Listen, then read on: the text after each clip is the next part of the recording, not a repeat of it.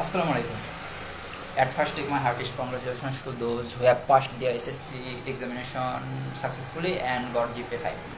ওকে, যারা পাস করছো তারা তো পাস করছে, তাদের বিষয়ে সব শেষে বলবো। কিন্তু যারা ফেল করছে, আমি ফেল করবো না, কারণ ফেল একটা মানে খুবই বাজে একটা ওয়ার্ড। আমি বলবো যারা পরীক্ষায় খারাপ করছো তাদের জন্য, তাদের ক্ষেত্রে। তো যারা পরীক্ষায় খারাপ করছো তারা তো মন খারাপ করবে না, বরং তোমাদের জন্য সামনে একটা ভালো একটা আল্লাহ একটা ভালো সুযোগ একটা বের করলো।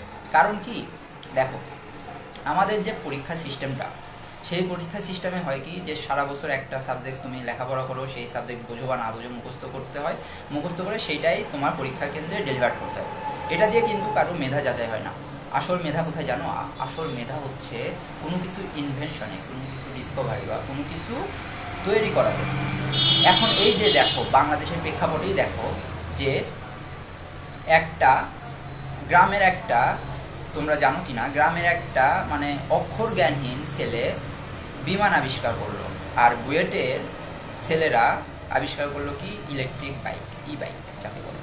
যাই হোক, তো এটা আমার সেটাও কথা না যে যার ইচ্ছা মতো আবিষ্কার করতেছে, যার যেটা ইচ্ছা আবিষ্কার করতেছে। কিন্তু তোমরা যারা অকৃতকার্য হইছো, তোমরা যারা পরীক্ষায় খারাপ করছো, আমি তাদের উদ্দেশ্যে বলবো যে তোমরা মন খারাপ করিও না। কারণ সার্টিফিকেট এটা শুধু একটা সার্টিফিকেট, এটা আর কিছু না। আর সার্টিফিকেট চাইলে এমনিতেও পাওয়া যায়, এটার জন্য এত পরিশ্রম করতে হয় না। পরিশ্রম কখন করতে হয় জানো? পরিশ্রম করতে হয় যখন তুমি কোনো একটা কাজ, কোনো একটা তোমার দ্বারা কোনো সমাজের কোনো উন্নতি হবে, তোমার দ্বারা সমাজের কোনো ভালো কিছু হবে, তখন সেটাতে পরিশ্রম করতে হবে। আলটিমেটলি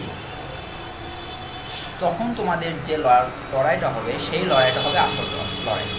আর এই যে আজকে যে যারা খারাপ করছো, তাদের অবশ্যই ফ্যামিলি থেকে একটা চাপ আছে, বা তোমরা তোমাদের যারা আত্মীয় স্বজন আছে, আত্মীয় স্বজনের কথা বাদ দাও, কারণ আত্মীয় স্বজনরা থাকে খুচাখুচি করার জন্য, তো ওদের কথা বাদ দাও। যাদের মা বাবা একটু ওল্ড এজ বা যাদের মা বাবা পুরাতন খেয়ালের, তাদের মা বাবার ধারণা বা তাদের মা বাবার কথা যে তুই কেন পারলি না বা তোকে কি কমতি রাখা হয়েছে, তো এটা স্বাভাবিক, এটা একটা মন খারাপ হওয়াটা স্বাভাবিক। কারণ চারপাশে এত হচ্ছে, পাশের মধ্যে যদি মানে এত ভালো রেজাল্টের মধ্যে যদি তোমারটা খারাপ কিছু হয়ে যায়, তাহলে অবশ্যই মন খারাপ হওয়াটাই স্বাভাবিক। তো মন খারাপের দিক থেকে তোমাদের মা বাবা বলাটাও স্বাভাবিক।